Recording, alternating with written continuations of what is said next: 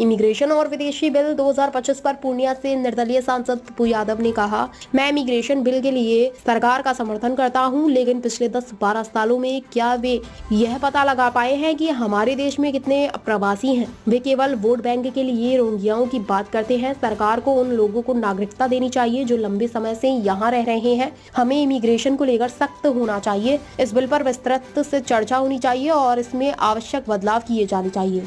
मुझे तो एक बात समझ में नहीं आती है, ये हर चीज़ अमेरिका से या अन्य चीज़ों से सीख के जब बहुत सारी चीज़ें पुरानी हो जाती, बात तो सही।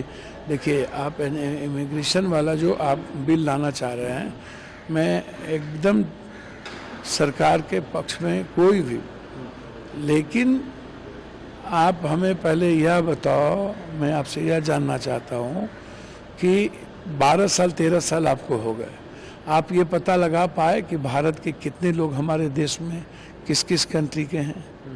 क्या एक तो आप सिर्फ वोट बैंक के लिए रोहिंग्या करते हो, जो पूरी दुनिया में 17 लाख, तो किस किस कंट्री के लोग बिना किसी कागज पेपर के यहाँ हैं? सरकार को तो पहल करना चाहिए कि या तो आप जो लोग लंबे समय से यहाँ हैं उनको आप इमीडिएट यहाँ के नागरिकता के लिए आप व्यवस्थित करो। अब जो आप दूसरे कंट्री को कह रहे हो इमिग्रेशन करके हम कोई भी चीज़ करेंगे तो 5 साल, तो कठोर तो होना ही चाहिए, इसमें कोई बहस नहीं है। इमिग्रेशन के सवाल पर मेरा मानना है कि हर कीमत पर बाहर से आने वाले लोगों का पता हमारे देश को होना चाहिए। कोई भी हमारी कंट्री में प्रवेश कर जाए, लेकिन जैसे हम नेपाल जाते हैं, नेपाल के साथ इनका क्या प्रावधान होगा ये बताए ना। और भी कंट्री के साथ इनका इमिग्रेशन का नहीं है। जैसे कुछ कंट्री है जिससे कि हम बस जाते हैं आते हैं। अच्छा, हमारे कंट्री के जो हर साल मुझको लगता है 8 लाख 10 लाख 12 लाख लोग यहाँ से बाहर जा रहे हैं, तो उस पर आप क्या कर रहे हैं? एकदम बिल्कुल चला जा रहा है। आप उठा करके देखिए, यहाँ कोई रहना नहीं पसंद करता है।